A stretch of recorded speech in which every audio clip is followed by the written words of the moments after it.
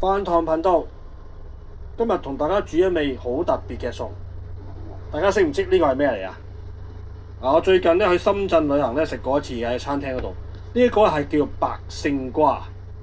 白勝瓜係啊，冇錯係勝瓜，即係我哋以前食嘅絲瓜。香港嗰種咧就係好粗鞋嘅面啊，要刨晒嘅。呢個唔使嘅，成個都食得嘅。咁我今日就做一味基本嘅好簡單，即係魚湯浸勝瓜。咁啊魚就買啲冰台嘅呢個紅衫魚就得㗎啦。好啦，咁啊大家都見我切好晒啲瓜啦嚇，齊齊整整咁樣啊，唔使太過厚，亦都唔使太過薄嚇。總之咧，我攞軟身咧夾上去食就得㗎啦。好啦，紅衫魚見到有兩條嚇，記得洗乾淨，刮乾淨裏邊嘅心嗰啲污糟嘢之後咧，就要印乾水，然後咧揾啲輕揾啲胡椒粉咧撲一撲佢，因為都係腥嘅。咁啊啲魚嚟㗎嘛，咁啊都可以咧安排兩片薑添，咁啊起鑊之後煎就得㗎啦。大家好似我咁啦，揾個易潔鑊啊，幾片薑啊，見到佢咧已經係都熱咗啦，咁咧可以放條魚落去啦。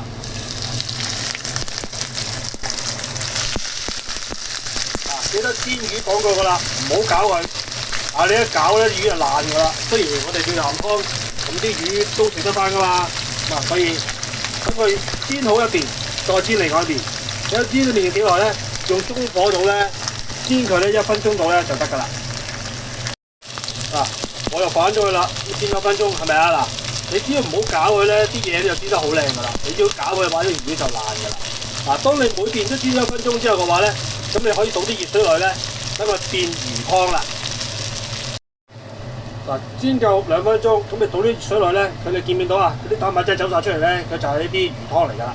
其實咧裏邊有脂肪同埋蛋白質嘅。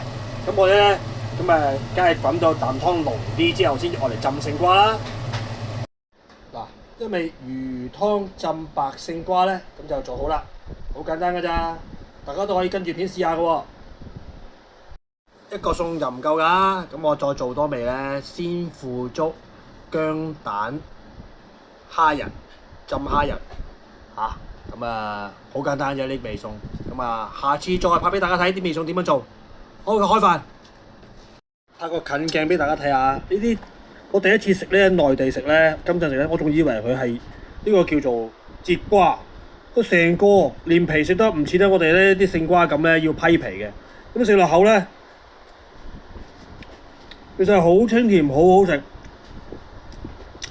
其實唔使煮好多嘢，就可以煮到嗰個味道，真係樣都可以試下。好，開飯。